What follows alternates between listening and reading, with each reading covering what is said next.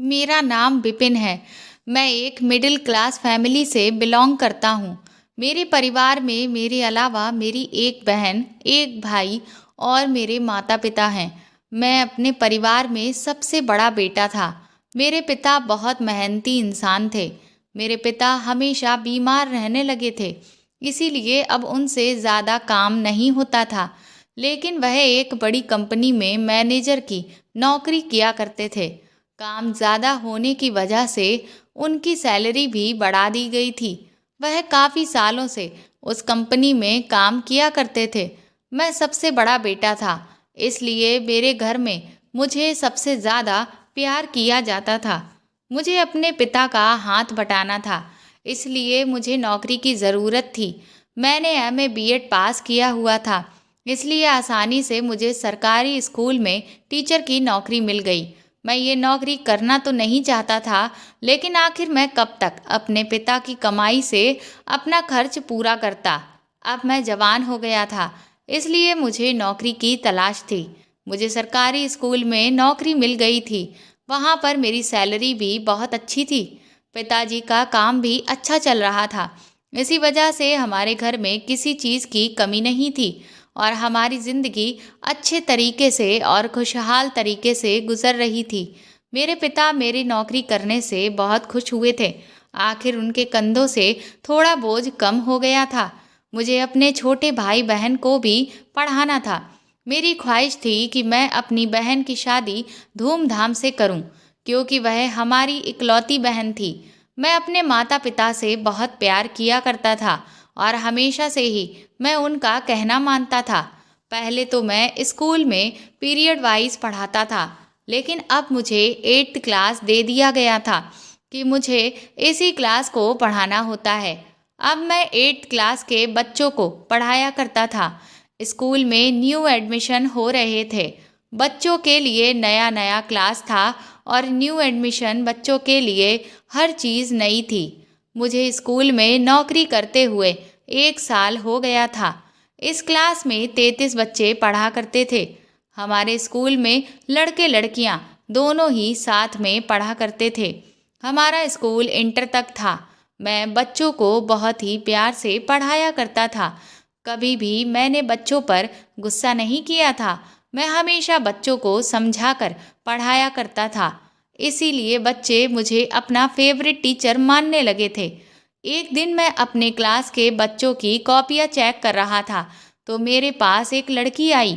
उसकी उम्र 14 साल थी और वह 8th क्लास की स्टूडेंट थी। वह मेरे पास आकर खड़ी हो गई और कहने लगी, सर, मेरी शादी आपसे होगी। मैं अपने ध्यान में सामने रखी कॉपियाँ चेक कर रहा था और जिस वजह से मैं बहुत ज़्यादा बिजी था, इसलिए अचानक उसकी उस बात को सुनकर मैं चौंक गया था। मैंने उसकी तरफ देखा। मुझे लगा शायद मुझे सुनने में कुछ गलती हुई है। तभी मैंने उसे दोबारा पूछा, तो वह कहने लगी, सर, मेरी शादी आपसे ही होगी और आप ही मेरे दूल्हा बनेंगे। उसने एक बार फिर से कहा, तो मैं कुछ देर तक उसे देखता रह गया, जो बहुत रौवीले अंदाज में अपनी बात कह रही थी, जैसे उसकी बात सच हो जाएगी। और हैरत तो मुझे उसके मजबूत अंदाज पर थी, जो बहुत ही हिम्मत के साथ ये बात कह रही थी। मैंने उससे कहा, तुम ये सब क्या कह रही हो? उसका नाम नैना था और वह बहुत मासूम शक्ल की लड़की थी। उसने मुझे दोबारा कहा, सर, आपकी शादी मुझसे होगी। मैं आपकी दुल्हन बनूंगी और आप मेरे दूल्हा बनोगे। वह एक बार फिर से बोली, तो मैं खिलखिलाकर हंस पड़ा। मैंने उसकी बात को मजाक समझते हुए इग्नोर कर दिया और मैंने उसे डांटा भी नहीं था, बल्कि उसकी बात को इग्नोर करके वापस उसे उसकी जगह पर भेज दिया था। और फिर उसके बाद मैं अपने काम में बिजी हो गया था। वह बच्ची थी, ये समझकर मैंने उसकी बात पर कोई खास ध्यान नहीं दिया। उसके बाद जब भी मैं उसे देखता, तो मेरे दिमाग में उसकी कही हुई वही बात घूमने लगती थी, लेकिन मैं बस मुस्कुराकर ही रह जाता था। वह बच्ची थी, काफ़ी इंटेलिजेंट और बहुत खूबसूरत थी और क्लास में वह सबसे इंटेलिजेंट लड़की थी। यही वजह थी जो वह बाकी टीचर्स की तरह मेरी नज़र में भी थी। मेरे पढ़ाने का एक उसूल है कि मैं सब बच्चों को एक ही नज़र से देखता हूँ और सबके साथ एक जैसा ही सलूक करता हूँ। किसी भी बच्चे को उसकी इंटेलिजेंस के बिना पर दूसरे बच्चों से कंपेयर नहीं करता, क्योंकि मैं खुद भी ऐसे ही टाइम से गुजर चुका हूँ और अच्छे से जानता हूँ कि जब टीचर्स फेवरेटिज्म करते हैं तो बहुत बुरा लगता है। तभी मैं हमेशा इस चीज़ पर ध्यान देने की कोशिश नहीं करता था। मैंने उस बच्ची की बात को बचपना समझकर इग्नोर कर दिया था कि वह बच्ची थी, कि उसकी ऐसी कोई भी बात को सीरियस लेने की मुझे कोई ज़रूरत नहीं थी। लेकिन उसकी बचकानी बात को मैं इंजॉय ज़रूर किया था। छुट्टी के टाइम पर मैं स्कूल से निकल आया था कि मैं जल्दी घर पहुंचकर आराम कर सकूं। कुछ देर बाद मैं घर पहुंच गया, फ्रेश होकर खाना खाया और फिर आराम से खाना खाकर अपने कमरे में जाकर लेट गया था।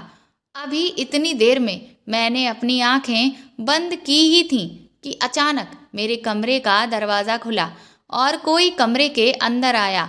दरवाज़ा खुलने की आवाज़ पर मैंने अपनी आंखें खोलकर देखा तो आने वाला कोई और नहीं, मेरी माँ थी। माँ को देखकर मैं सीधा होकर बैठ गया तो वह मेरे सामने आकर बैठ गईं। मैंने माँ से पूछा कि क्या हुआ माँ, आप तो आराम कर रही थी। माँ मेरे सवाल पर मुस्कुराने लगी और कहने लगी, हाँ, मगर मुझे तुमसे एक ज़रूरी बात करनी थी, इसलिए मैं तुम्हारे कमरे में आई हूँ। माँ की ये बात सुनकर मैं अचंभे में पड़ गया था कि माँ को मुझसे ऐसी कौन सी ज़रूरी बात करनी थी जो वह खुद अपना आराम छोड़कर मुझसे ये बात करने के लिए मेरे कमरे में आ गई थीं। मैंने माँ से कहा, जी बताइए, आप मुझसे कौन सी बात करना चाहती हैं। मैं बड़ी हैरत में आ गया था। तो माँ फिर से मुस्कुराने लगी और नरमी से मेरा हाथ पकड़कर कहने लगी, हाँ, मुझे तुमसे बहुत ज़रूरी बात करनी है और अभी इसीलिए तुमसे बात करना चाहती थी क्योंकि तुम्हारे पिता को तुम्हारा जवाब जल्दी ही चाहिए। अब की बार माँ ने बताया तो मैं और भी ज़्यादा उलझ गया था और इसी उलझन में अपनी माँ को देख रहा था। माँ ने कहा कि दरअसल अब हम तुम्हारी शादी करना चाहते हैं। तुम्हारी शादी की उम्र हो गई है, इसीलिए मैंने तुम्हारे लिए एक लड़की देख रखी है। मैं तुम्हारी मर्जी पूछने आई थी ताकि हम लड़की वालों को जवाब दे सकें। लड़की अच्छी और पढ़ी लिखी है, खाते पीते लोग हैं जिनके किसी चीज़ की कोई कमी नहीं है। तुम्हारे पिता को वहाँ पर सब कुछ पसंद आ गया और मुझे भी लड़की बहुत पसंद आई है, इसलिए मैं तुम्हारी मर्जी जानना चाहती हूँ ताकि उन लोगों को हम अपने घर पर तुम्हें दिखाने के लिए बुला सकें। मैंने माँ से कहा, माँ, मैं अभी शादी नहीं करना चाहता। अभी मेरी नौकरी को 1 साल ही तो हुआ है। अभी मैं कमाई करना चाहता हूँ, उसके बाद ही मैं शादी करूँगा। माँ ने कहा, बेटा, थोड़ा अपनी माँ का भी ख्याल करो। तुम्हारी बहन छोटी और पढ़ाई करने जाती है। घर के सारे काम का बोझ मेरे ऊपर ही है। मेरी अब बूढ़ी हड्डियों में इतनी जान नहीं है कि घर का सारा काम कर सकूं। सारा दिन तुम्हारी बहन स्कूल और ट्यूशन में बिजी रहती है और मैं घर में अकेली रहती हूँ। घर में बहू आ जाएगी तो मेरा साथ भी हो जाएगा और मेरा दिल भी लगा रहेगा। मैं अपने पोते पोती की शक्ल जीते जी देखना चाहती हूँ। मैं नहीं चाहती कि मैं अपने बेटे की शादी ना देख सकूं और उससे पहले ही इस दुनिया से चली जाऊं। मैंने माँ से कहा, आप ये कैसी बातें कर रही हैं। माँ की सारी बात सुनने के बाद मैंने माँ की तरफ हैरानी से देखा और मुझे उस लड़की नैना की बात याद आ गई जिसने आज ही मुझसे कहा था कि मेरी शादी उससे ही होगी और मैं उसका दूल्हा बनूंगा। और तब मैं उसकी बात पर हंस पड़ा था, जबकि अब सच में मेरी शादी की बातें होनी शुरू हो गई थीं। माँ कहने लगी, कहाँ खो गए बेटा, मुझे जल्दी जवाब दो ताकि मैं लड़की वालों को जल्द से जल्द जवाब दे सकूं। मैं माँ के सवाल पर चौंक गया, पर फिर मैं होश में आया और कहने लगा कि नहीं, कुछ नहीं, मैं कुछ और सोच रहा था। जैसा आपको ठीक लगे आप वैसा ही कर लो। मैं अपने माता पिता से बहुत प्यार करता था और उनके फैसले पर बहुत खुश था। मैंने कह दिया था कि आप मेरे लिए जो भी फैसला करोगे मैं उसी में राजी हूँ। मुझे पता था कि मेरे माता पिता मेरे लिए कभी भी गलत फैसला नहीं करेंगे, इसीलिए मैं अपने माता पिता के हर फैसले का मान रखता था।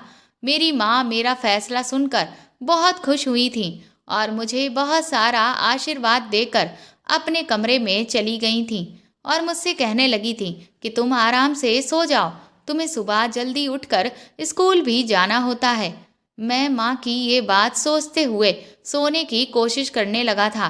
मैं अपने माता पिता का सबसे बड़ा बेटा था, इसलिए सबसे ज़्यादा लाडला भी था। घर में सब मुझे बहुत प्यार किया करते थे।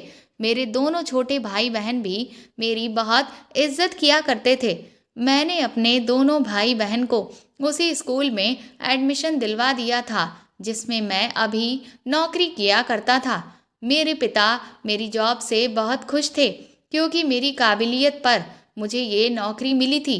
मैं बहुत इंटेलिजेंट था, इसीलिए स्कूल वालों ने जल्दी ही मेरी सैलरी बढ़ा दी थी।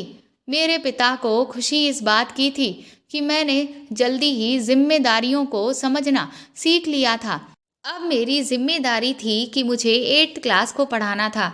मुझे उन्हें पढ़ाना तो था ही, मैं बिना किसी ऐतराज़ के ये जिम्मेदारी ले ली थी। अगले दिन उस लड़की ने वही बात दोहराई। मैंने फिर से उसकी बात को हंसकर टाल दिया। मैं सोच रहा था कि वह बच्ची है, अक्सर बच्चे ऐसी बातें किया करते हैं। मैंने अपने माता पिता को शादी करने के लिए हाँ कर दी थी और लड़की वालों तक मेरा जवाब पहुंच चुका था। माँ ने बताया कि कुछ दिनों बाद लड़की वाले मेरे घर मुझे देखने के लिए आने वाले थे, जिस पर मैंने इकरार करते हुए सर हिला दिया था।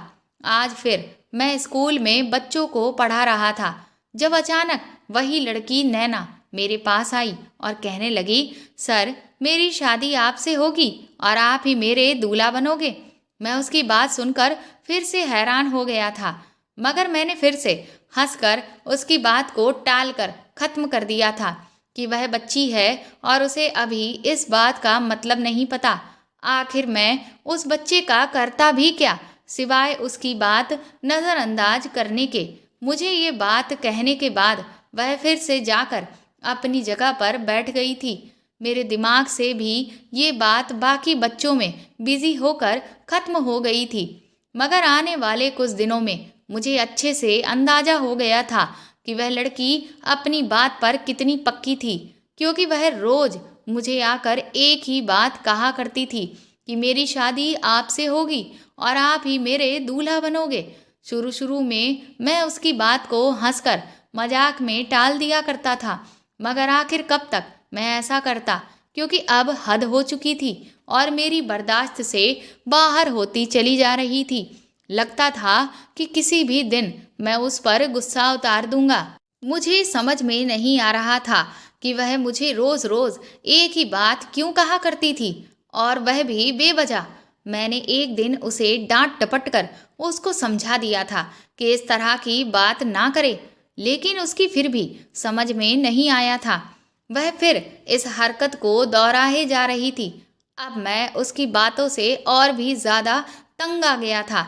मुझे उसकी बात का कोई भी हल नज़र नहीं आ रहा था कि कैसे इस बच्ची को इन सब बातों से मैं दूर रखूं। मैं अपने स्कूल में किसी और टीचर को भी ये बात नहीं बता सकता था, क्योंकि मैं जानता था कि मेरी बात सुनकर वो लोग भी मुझसे यही कहेंगे कि वह बच्ची तो नादान है, तो उसकी बात को इग्नोर कर दो, एक बच्ची समझकर। मगर मैं उसको बच्चा समझकर उसकी बातों को नज़रअंदाज नहीं कर पा रहा था और उसकी रोज़ रोज़ एक ही बात से मैं बेहद तंग आ चुका था। उस दिन भी मैं चेयर पर बैठा हुआ अपने क्लास में बच्चों की कॉपियाँ चेक कर रहा था जब वह मेरे पास आई और फिर मुझे वही बात दोहराने लगी जो वो रोज़ कहा करती थी, और आज मुझसे बर्दाश्त नहीं हुई और मुझे उस पर बहुत गुस्सा आ रहा था, जबकि वह मासूम सा चेहरा बनाकर मेरे सामने खड़ी हुई थी। मैंने पहले तो उसको प्यार से समझाया, बेटा नैना, बच्चे ऐसी बातें नहीं करते, लेकिन फिर उसने वही बात कही जो वह कहा करती थी। अब तो मैं और भी ज़्यादा तंग आ गया था। मैंने उसको डांटा और उससे कहा कि कल तुम अपने पापा को स्कूल में लेकर आना। मैंने गुस्से में उससे कहा तो वह कहने लगी, सर मेरे पापा स्कूल में नहीं आ सकते। मैं उसके पापा को स्कूल में बुलाना चाहता था ताकि उसकी हर हरकत के बारे में बता सकूं और वह अपनी बेटी को समझाएं कि बच्चे इस तरह की बातें करते हुए अच्छे नहीं लगते हैं। वह मेरी बात तो समझ नहीं रही थी, मगर अपने पापा की बात जरूर मान लेती। उसने बड़ा मासूम सा चेहरा बनाकर कहा था। मैंने उससे कहा, क्यों नहीं आ सकते हैं? मुझे उसके इनकार पर बहुत गुस्सा आ रहा था, लेकिन मैंने किसी तरह से अपने गुस्से पर कंट्रोल किया और बड़े आराम से उससे पूछा, तुम्हारे पापा स्कूल क्यों नहीं आ सकते? नैना ने कहा कि सर मेरे पापा लाचार हैं, दोनों टांगों से चल नहीं सकते हैं। आप हमारे घर जाकर उनसे मिल लेना। उस बच्ची ने बड़े ही इत्मीनान से मुझसे ये बात कही थी। मैं तो हैरत में आ पड़ा था कि उसके पिता लाचार थे। मुझे यकीन तो नहीं हो रहा था, लेकिन वो बच्ची 8 क्लास में थी और इतनी भी छोटी नहीं थी कि इतना बड़ा झूठ बोल लेती। ज़रूर उसके पापा लाचार होंगे, तभी तो वह ऐसा कह रही थी। उसकी बात सुनकर मैंने सर हिला दिया, क्योंकि मैं उसके घर जाकर उसके पिता से मिलने का फैसला कर चुका था और अब मैं स्कूल से छुट्टी होने के बाद उसके घर जाने वाला था। बाकी सारा टाइम मैंने नैना की बातों को इग्नोर करके रखा और मैं अपने काम में बिजी हो गया। स्कूल की छुट्टी होने के बाद मैंने ज़रूरी पेपर्स की फाइल उठाई और स्कूल से बाहर निकल गया। वह बच्ची नैना मेरे साथ ही थी, क्योंकि मेरे साथ साथ उस बच्ची को भी याद था कि मुझे उसके घर जाना है। उसके लाचार पिता से मिलने के लिए काफ़ी देर तक सड़कों और गलियों में पैदल चलते हुए तकरीबन 15 मिनट हो गए थे और उसके बाद हम उसके घर पर पहुंच चुके थे, जो ज़्यादा बड़ा तो नहीं था बल्कि छोटा सा पुराना घर था। मैं उस बच्ची के साथ उसके घर के अंदर दाखिल हो गया था। घर की दीवारें तो बड़ी अजीब सी और पुराने टाइप की नज़र आ रही थीं। उसका घर किसी भूतिया फिल्म टाइप जैसा लग रहा था, जिसे देखकर मैं कुछ परेशान सा हो गया था, मगर फिर हौसला करके नैना के पिता को देखने लगा, जो मुझे घर में कहीं भी नज़र नहीं आ रहे थे। एक कमरे से होते हुए दूसरे कमरे और फिर आंगन, फिर पूरे घर में झांकने के बाद भी मुझे ना तो घर में नैना की माँ नजर आई और ना ही उसके पिता नजर आए थे। नैना ने बताया था कि उसके पिता लाचार हैं।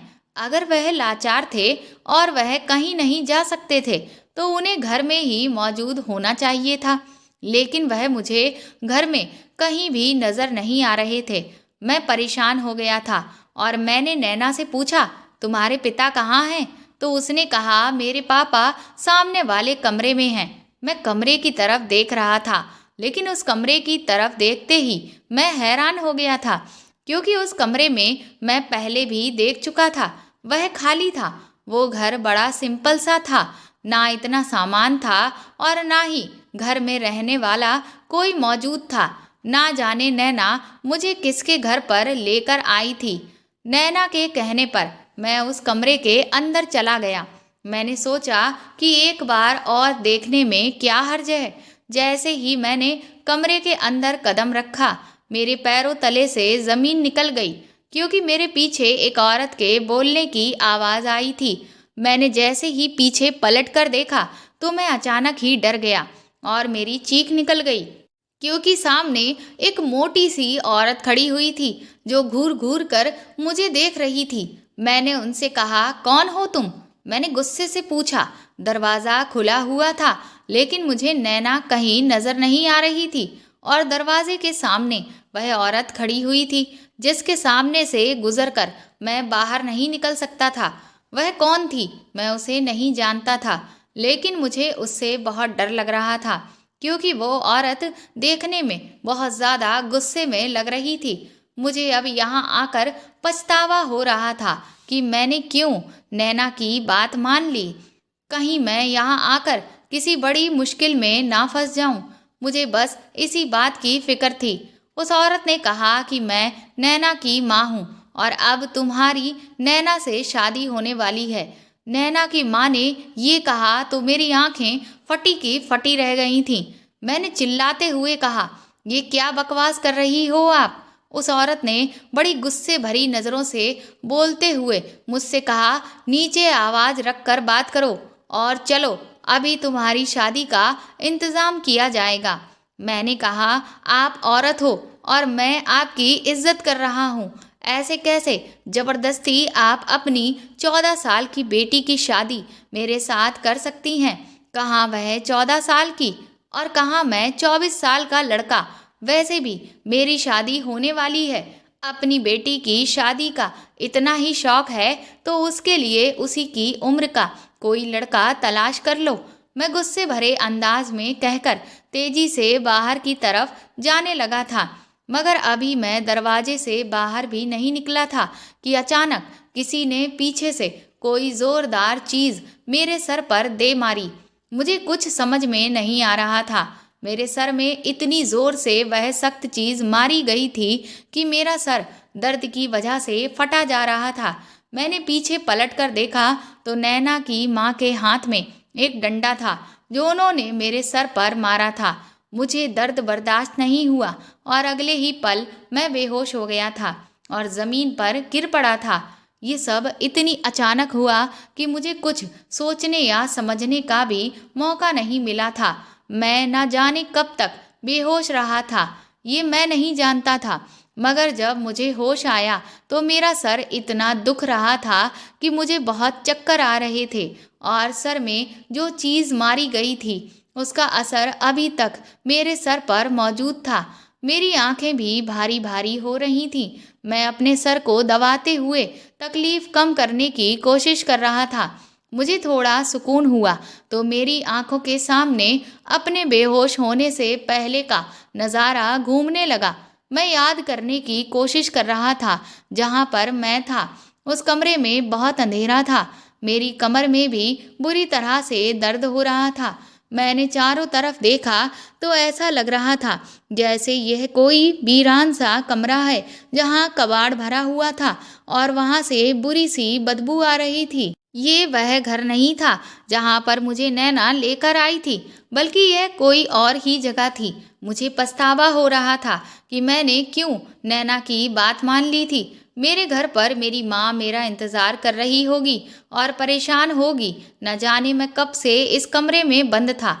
मुझे अपनी फैमिली की याद आ रही थी और उनकी टेंशन हो रही थी। मैं बस यही सोच सोच कर परेशान हुआ जा रहा था कि मैं यहाँ पर क्यों आया था। यहाँ से निकलने का मुझे कोई रास्ता भी नज़र नहीं आ रहा था। अगर मुझे पता होता कि यहाँ आने के बाद मेरे साथ ऐसा कुछ हो जाएगा तो मैं कभी यहाँ नहीं आता।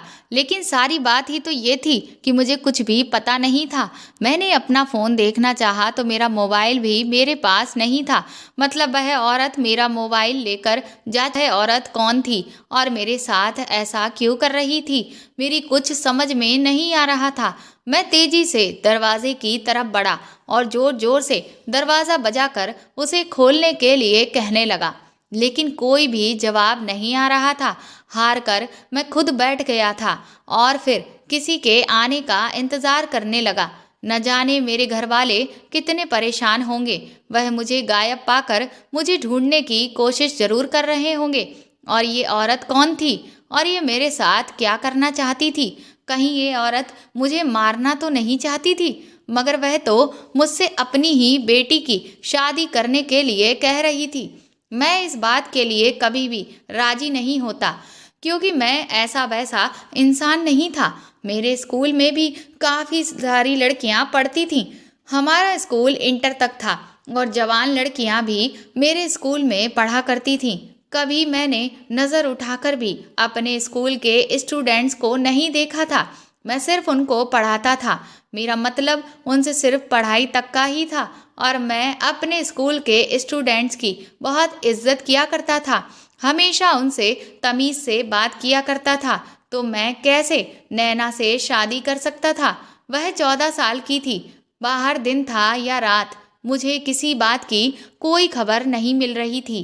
न जाने कितना टाइम मुझे उस कमरे में गुजर गया था। मैं कभी सो जाता और कभी उठकर बैठ जाता, क्योंकि मुझे बहुत ज़्यादा भूख लग रही थी। लेकिन वो औरत जिसे नैना अपनी माँ बता रही थी, मुझे यहाँ लाकर और कैद करके छोड़कर जा चुकी थी और पलटकर मेरी खबर तक नहीं लेने की कोशिश कर रही थी। यही सब सोच सोच कर तो मैं और भी ज़्यादा परेशान हो गया था और सो गया था। और जब दोबारा मेरी आंख खुली तो दरवाज़ा खुलने की आवाज़ से खुली। मैंने आंखें खोलकर देखा तो सामने वही औरत कमरे के अंदर आई थी। उसके हाथ में बैग था, जो उसने मुझे थमाकर कहा कि ये लो, खाना खा लो। मुझे भूख तो बहुत लगी हुई थी। तभी खामोशी से मैंने उस बैग को पकड़ लिया। मैंने उससे पूछा, तुम ये सब क्यों कर रही हो? तो कहने लगी, अब बहस करने की मुझ में हिम्मत नहीं है, क्योंकि तुम्हारी माँ ने मुझसे वादा किया था कि वह तुम्हारी शादी मेरी बेटी से करवाएगी, लेकिन वह अपने वादे को भूल गई है। और जब मैंने तुम्हारी माँ को याद दिलाया तो वह मुकर भी गई थी। मैं उसे इतनी आसानी से तो नहीं जाने दूंगी। तभी तुम्हें धोखे से घर में बुलाया था, ताकि तुम्हारी और अपनी बेटी की शादी करवा सकूं। अब यह पेपर पकड़ो और इन पर साइन कर दो। वह औरत बड़े गुस्से में बात कर रही थी। उसने पेपर और पेन मेरी तरफ बढ़ाया। वह मेरी कोर्ट मैरिज करना चाहती थी। मैंने उसके कहने पर वह पेपर अपने हाथ में ले लिए और जब पढ़कर देखा तो मैं भड़क उठा। मैं समझ गया था कि वह शादी के पेपर थे, जिस पर एक तरफ किसी लड़की के साइन थे जो नैना के थे। मैंने उस औरत से कहा कि तुम कैसी माँ हो जो अपनी छोटी सी मासूम बेटी को इतने बड़े लड़के के हवाले कर रही हो? तुम अपनी बेटी के साथ इतना बड़ा पाप नहीं कर सकती। अभी वह जवान नहीं है, वह बच्ची है। तुम नाबालिग लड़की की शादी नहीं कर सकती। तुम जानती हो कि इस वजह से तुम अरेस्ट भी हो सकती हो, क्योंकि तुम्हारी बेटी की उम्र अभी बहुत कम है। जब तक तुम्हारी बेटी बालिग नहीं हो जाती तब तक तुम उसकी शादी नहीं कर सकती। वह औरत बोली कि वह मेरी बेटी है, मैं जैसा चाहे उसके साथ वैसा कर सकती हूँ। वह बालिग नहीं है, लेकिन तुम तो बालिग हो। चुपचाप इस पर साइन कर दो। उसने मुझसे कहा, तुम्हारी माँ नहीं तो तुम्हें तो अपनी माँ का किया हुआ वायदा पूरा करना ही होगा। मैंने कहा कि कभी भी मेरी माँ एक 14 साल की लड़की से शादी करने के लिए वादा कर ही नहीं सकती। मुझे अपनी माँ पर पूरा भरोसा है। उस औरत को गुस्सा आ गया और मुझसे कहने लगी कि क्या तुम्हें तुम्हारी माँ ने नहीं बताया कि यही सच है कि तुम्हारी माँ ने मुझसे वादा किया था कि वह तुम्हारी शादी मेरी बेटी से करवाएगी? और अभी वह बोल ही रही थी कि तभी उसका मोबाइल बजने लगा और फिर वह फ़ोन उठाकर बात करती हुई मेरी तरफ देखने लगी। उसने मुझसे कहा कि मैं कल फिर आऊँगी और मुझे हर हाल में इन पेपर्स पर तुम्हारे साइन चाहिए, वरना अच्छा नहीं होगा। वह मुझे धमकाकर बाहर निकल गई थी। मैं बहुत परेशान हो गया था। आखिर ये औरत कैसी बातें कर रही थी? अब तो मैं भी सारी सच्चाई जानना चाहता था, इसलिए मैंने वहाँ से भागने की कोशिश नहीं की कि मैं जानना चाहता था कि आखिर नैना की माँ उसकी शादी मुझसे क्यों करना चाहती है। मैंने खाना खाया। वह रात भी मेरी बड़ी ही बेशुक्री में गुजर गई थी। वह सिर्फ मुझे एक टाइम का खाना देकर ही चली गई थी, शायद इसलिए कि मैं उसकी बात मानकर उसकी बेटी से शादी कर लूं और इन पेपर्स पर साइन कर दूं। मुझे अपनी माँ पर पूरा यकीन था कि वह ऐसा कभी कर ही नहीं सकती थी। अगले दिन फिर कमरे का दरवाज़ा खुला और कमरे में औरत नहीं, कोई आदमी आया था। मगर मैं ये देखकर हैरान रह गया था कि वह आदमी व्हील चेयर पर बैठा हुआ था, मतलब कि वह कोई लाचार आदमी था। मुझे पहले ख्याल आया कि कहीं वह नैना का पिता ना हो। उसने मुझे अपने बारे में बिना पूछे ही बता दिया कि मैं ही नैना का पिता हूँ और वह इंसान जिसने मुझे यहाँ पर रखा हुआ था वह नैना की माँ है। वह आदमी लगभग 40 वर्ष का था, जबकि उसकी पत्नी की उम्र 35 साल की होगी। मैंने उस आदमी से कुछ पूछने की कोशिश की, मगर उसने मुझे चुप रहने को कहा और फिर मेरे किसी भी सवाल का जवाब दिए बिना ही मुझे अपने पीछे आने का इशारा किया। मैं तेजी से उसके पीछे चल पड़ा। वह खुद ही व्हील चेयर लेकर चल रहा था और मैं पैदल उसके साथ साथ चल रहा था, और घर से बाहर निकलकर वह कई गलियों से होता हुआ मुझे 20 मिनट के बाद एक और घर में लेकर चला गया था। ये घर बेहद साफ सुथरा और 2 मंजिला मकान था। घर जितना खूबसूरत बाहर से था, उससे कई गुना ज़्यादा अंदर से खूबसूरत था। वह मुझे कमरे में लेकर आ गया और उसने कमरे के दरवाजे को अंदर से बंद कर लिया। उस आदमी ने मुझे फ्रेश होने के लिए कहा। उसके कहने पर मैंने अपने हाथ मुंह धो लिए थे और उसके सामने बैठ गया। उसने आवाज़ दी, कृति बेटा, खाना लेकर आ जाओ। फिर हाथ में खाने की ट्रे लेकर एक खूबसूरत सी जवान लड़की कमरे के अंदर आई थी। उस आदमी ने मुझसे कहा कि ये मेरी बेटी है कृति, तुम खाना खाओ, तुम्हें इसके हाथ का खाना बहुत पसंद आएगा।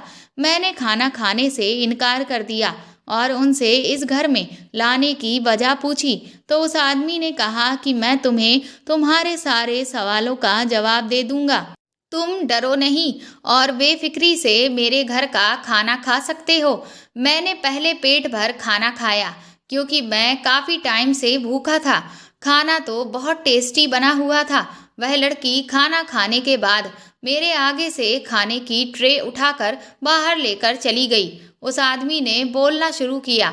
उसने कहा कि मेरी बेटी और मेरी पत्नी की वजह से तुम्हें बहुत परेशानी का सामना करना पड़ा है। उसके लिए मैं तुमसे माफ़ी चाहता हूँ। हो सके तो मेरी पत्नी और मेरी बेटी को माफ़ कर देना। उस आदमी ने मेरे सामने हाथ जोड़ लिए थे। मैंने उसके हाथ पकड़कर इनकार करते हुए सर हिलाया। मैंने पूछा कि क्या आपकी पत्नी जो कुछ मेरे और नैना की शादी के बारे में कह रही है, क्या वह सच है? मेरे सवाल पर उन्होंने हाँ में सर हिला दिया, जिस पर मेरा रंग उड़ गया था। लेकिन ये पूरा सच नहीं था। उस आदमी ने कहा तो मैं उलझकर उसे देखने लगा। अगर यह पूरा सच नहीं था तो पूरा सच था क्या? ये सवाल मेरी आंखों में उतर गया था और उस आदमी ने कहा कि पूरा सच मैं तुम्हें बताता हूँ। उसकी बात सुनकर मैंने उसकी तरफ देखा, जिस आधे सच की वजह से मैं पिछले कई घंटे से इतनी परेशानी में था। इस बारे में जानना मेरा हक था। तभी वह बोलने लगे कि मेरी शादी मेरी पत्नी सुमन के साथ हुई थी। तुम्हारी माँ और मेरी पत्नी की आपस में काफ़ी गहरी दोस्ती थी। ये दोनों बचपन की सहेलियाँ थीं। ये दोनों एक ही उम्र की थीं। सिर्फ इन दोनों में 1 साल का फ़र्क है। तुम्हारी माँ की शादी के बाद सबसे पहले तुम पैदा हुए थे। तुम्हारी पैदाइश पर तुम्हारी माँ बहुत ज़्यादा खुश थी क्योंकि तुम लड़के थे, और इस बात पर तुम्हारी माँ की खुशी का ठिकाना नहीं था। इसके 4 महीने बाद ही मेरी बेटी का जन्म हुआ, जो अभी खाना लेकर आई थी। कृति, तब तुम 4 महीने के थे। मेरी पत्नी के बेटी पैदा हुई तो वह निराश हो रही थी क्योंकि उसे भी लड़का ही चाहिए था। लेकिन तुम्हारी माँ ने वादा किया कि वह कृति को अपने बेटे विपिन के लिए मांग रही है। इसी तरह से मेरी पत्नी इस बात से खुश हो गई थी क्योंकि उन दोनों की दोस्ती रिश्तेदारी में बदलने वाली थी। इसी तरह से तुम्हारी माँ ने जो वादा किया कि वह तुम्हारी शादी मेरी बेटी से करेगी, तुम्हारी माँ शायद ये वादा करके भूल गई। लेकिन मेरी पत्नी को ये बात अभी तक याद है और तुम्हारे बारे में कृति भी अच्छी तरह से जानती है, क्योंकि जैसे जैसे कृति बड़ी हो रही थी उसकी माँ को उसको यह बताती रहती थी कि मैंने तेरा रिश्ता पक्का कर दिया है और तेरे होने वाले पति का नाम विपिन है। इसीलिए कभी भी किसी और लड़के के बारे में मत सोचना। मैं तेरी शादी अपनी सहेली के बेटे से करना चाहती हूँ। मैं चाहती हूँ कि हम दोनों की दोस्ती रिश्तेदारी में बदल जाए। मेरी बेटी ने तो कभी किसी और लड़के का ख्याल भी दिल में नहीं लाया था, क्योंकि उसको बचपन से ये बात बताई गई थी कि उसका रिश्ता बचपन से ही तय हो गया था। इसलिए उसने हमेशा अपने दिल में विपिन नाम के लड़के को बसाया हुआ था। मैं एक बैंक में नौकरी किया करता था। मैंने अपनी बेटी को पढ़ाया लिखाया और उसके कई साल बाद मेरी छोटी बेटी पैदा हुई जो कि नैना थी। वक्त गुजरता रहा लेकिन तुम्हारी माँ ने हमसे बात करने की कोशिश नहीं की। तुम्हारी फैमिली से हमारी फैमिली का मिलना जुलना भी कम हो गया था। कृति को तुम्हारे बारे में पता था कि हमने उसका रिश्ता तुमसे तय किया हुआ है। हमारी बेटी इस रिश्ते पर बहुत खुश थी, मगर जब वो 18 साल की हुई तो मेरा एक्सीडेंट हो गया था और इस एक्सीडेंट में मेरी टांगें चली गई थीं। मेरा एक्सीडेंट तुम्हारे पिता की गाड़ी से हुआ था। वह चाहते तो मुझे हॉस्पिटल में लेकर जा सकते थे और मेरी मदद कर सकते थे, तो शायद आज मैं इस तरह से लाचार नहीं होता। लेकिन तुम्हारा पिता मुझे वहीं छोड़कर भाग गया था। इस बात का पता जब मेरी पत्नी को चला तो उसने इस हालत का जिम्मेदार अपनी सहेली के पति को समझा। तब उसके दिल में बदले की आग जग उठी थी। पत्नी की मोहब्बत और दोस्त की मोहब्बत पर हावी हो चुकी थी। मेरी पत्नी ने कहा कि अब वह तुम्हारी शादी कृति से ही करके रहेगी, ताकि शादी हो जाने के बाद वह कृति को उस घर की बहू बनाने के बाद उसे तुम्हारी माँ को परेशान करने के लिए कहे और जैसे तैसे लड़ झगड़ कर तुम्हारे पिता की सारी जायदाद कृति के नाम करवा ले। मेरी पत्नी ने ये सब कुछ सिर्फ बदला लेने के लिए ही किया। मेरी बेटी, जिसकी कोई गलती नहीं थी, वह यह सब करने के लिए तैयार नहीं थी। मेरी बड़ी बेटी कृति बहुत समझदार है। वह अपनी माँ की तरह बिल्कुल भी चालाक नहीं है। मैंने अपनी पत्नी को समझाने की बहुत कोशिश कर रहा था, लेकिन उसने मेरी एक नहीं सुनी। मेरी बेटी ने अपनी माँ से साफ कह दिया था कि मैं शादी हो जाने के बाद अपनी ससुराल में जाकर ऐसी कोई हरकत नहीं करूँगी जिसकी वजह से विपिन के परिवार को कोई भी परेशानी हो, क्योंकि मेरी बेटी तुमसे बचपन से ही मोहब्बत करती है और तुमसे शादी करना चाहती है। मेरी बेटी कभी भी बदले के लिए तुम्हें इस्तेमाल नहीं करेगी। बदला तो सिर्फ उसकी माँ लेना चाहती है। मेरी बेटी ने इस बदले की आग में कोई और तो नहीं बल्कि मेरी बेटी जल रही है, क्योंकि वह तुमसे शादी करना चाहती है और तुमसे प्यार करती है। लेकिन जब इस काम के लिए कृति ने इनकार कर दिया तो कृति की माँ ने नैना को अपना दूसरा हथियार बना लिया। उसने सोचा कि एक बेटी नहीं तो दूसरी बेटी की शादी करके मैं इन लोगों की जिंदगी बर्बाद कर सकती हूँ। उसने मेरी छोटी बेटी नैना का एडमिशन जानबूझकर तुम्हारे स्कूल में करवा दिया और वह उसे रोज सिखाती थी कि तुम्हें अपने टीचर से जाकर ऐसे ऐसे कहना है। मेरी बेटी नैना सिर्फ अपनी माँ के कहने पर ही तुमसे ऐसा कहा करती थी। उसकी बनी बनाई प्लानिंग थी कि तुम उसकी बातों में आ जाओ और फंस जाओ। वह यही चाहती थी कि वह तुम्हें किसी तरह से यहाँ बुला ले और बाद में आने के बाद जबरदस्ती तुम्हारी शादी नैना से करवा दे, क्योंकि कृति इस हाल में तुमसे शादी करने के लिए तैयार नहीं थी। वह अपने ससुराल वालों से बदला नहीं लेना चाहती थी। इसीलिए मेरी पत्नी ने अपनी छोटी बेटी को मोहरा बना लिया और वह अपनी छोटी बेटी की शादी तुमसे करने के लिए तैयार हो गई है। मेरी पत्नी पागल हो गई है और पागलों वाली हरकतें कर रही है। मैं उसे समझा समझा कर परेशान हो गया हूँ। अब मैंने तुम्हारे सामने सच्चाई बोल दी है और ये हमारा असली घर है। जिस घर में तुम्हें बंद किया गया था वह हमारा पुराना मकान है जो हमेशा बंद रहता है।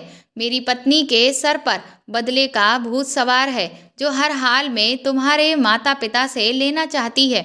उस आदमी की सारी बातें सुनकर मैं दंग रह गया था। ये कहानी बदले की कहानी थी जिसकी वजह से मैं कैद करके रखा गया था। उस आदमी ने मुझसे कहा कि तुम अब आज़ाद हो। उस आदमी के कहने पर मैं वापस तेजी से अपने घर की तरफ बढ़ गया था। मेरे घर वाले मेरी गुमसुदगी पर बेहाल हो चुके थे और मुझे सही सलामत देखकर मुझे गले से लगा लिया था उनके पूछने पर मैंने उनको सारी बात बताई तो वह सब भी मेरी तरह चौंक कर रह गए थे। उन्हें उस औरत से ऐसी उम्मीद नहीं थी जो कि मेरी माँ की बचपन की सहेली थी। पिताजी ने भी शर्मिंदगी से अपनी नज़रें झुका ली थीं। पिताजी डर गए थे और इसी वजह से वह उस आदमी को हॉस्पिटल लेकर नहीं जा सकते थे। पिताजी ने कहा था कि वह कृति के पिता से माफ़ी मांगने के लिए तैयार हैं और जाकर उनके आगे हाथ जोड़कर उनसे माफ़ी मांगना चाहते हैं। मेरी पूरी फैमिली नैना के घर चली गई थी।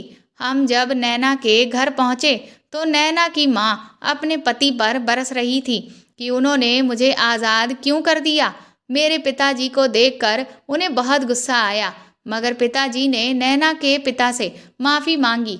नैना के पिता ने जब अपनी पत्नी को समझाया तो वह समझ गई थी, लेकिन उनकी शर्त ये थी कि मैं कृति से शादी कर लूं। मैं उनकी शर्त पर राजी हो गया था। कुछ दिनों बाद मेरी शादी कृति से हो गई। मेरी माँ और नैना की माँ के बीच पहले वाली दोस्ती दोबारा हो गई थी। हम दोनों फैमिलीज़ के बीच सब कुछ ठीक हो गया था। कृति बहुत अच्छी लड़की थी। वह मुझे देखते ही पसंद आ गई थी। मैं कृति की जिम्मेदारी उठा ली थी। अब मैं अपनी पत्नी कृति के साथ बहुत खुश हूँ। मेरी माँ हमेशा कृति को अपनी बहू नहीं बल्कि बेटी मानती हैं। मुझे अपने माता पिता के फैसले पर कोई ऐतराज़ नहीं था और इसी तरह से सब कुछ ठीक हो गया। अब हम सब मिलकर बहुत खुश हैं और सुकून से अपनी ज़िंदगी गुजार रहे हैं। नैना को अब हम सब लोग पुरानी बातें बता बता कर चिढ़ाते हैं। वह बेचारी बहुत शर्माती है क्योंकि उसने ऐसा सिर्फ अपनी माँ के कहने पर ही किया था। मैं अभी भी स्कूल की जॉब कर रहा हूँ। अब तो नैना भी काफ़ी बड़ी हो गई है। अक्सर बचपन की बातें याद आती हैं तो खूब हंसकर उसको तंग करते हैं। जिंदगी में कभी भी बदला लेने के लिए हमें इतना हद तक नहीं गिरना चाहिए कि सामने वाले को हम इतना ज़्यादा परेशान कर दें। किया किसी ने और होता है और भुगतता कोई और ही है। याद रखें कि कभी भी कोई ऐसा फैसला ना करें जिससे आपके बच्चों की ज़िंदगी पर बुरा असर पड़े। नैना की माँ ने उसे हमेशा गलत सीख दी थी। अपना बदला किसी और से लेने के लिए इस हद तक ना गिर जाएं कि बच्चा अपने बचपन में ही बिगड़ जाए। बच्चों को हमेशा बच्चों की तरह ही ट्रीट कीजिए, उन्हें बड़ा बनाने की कोशिश ना करिए। तो दोस्तों, आपको ये कहानी कैसी लगी कमेंट करके ज़रूर बताएं और प्लीज़ इस कहानी को ज़्यादा से ज़्यादा शेयर और लाइक करें। आप चाहें तो मुझे सुपर थैंक्स भी दे सकते हैं। साथ ही अगर आप चैनल पर नए हैं तो सब्सक्राइब करके बेल आइकन ज़रूर दबा दें ताकि आगे भी मैं आपको ऐसी ही अच्छी कहानियाँ सुनाती रहूँ। Thank you.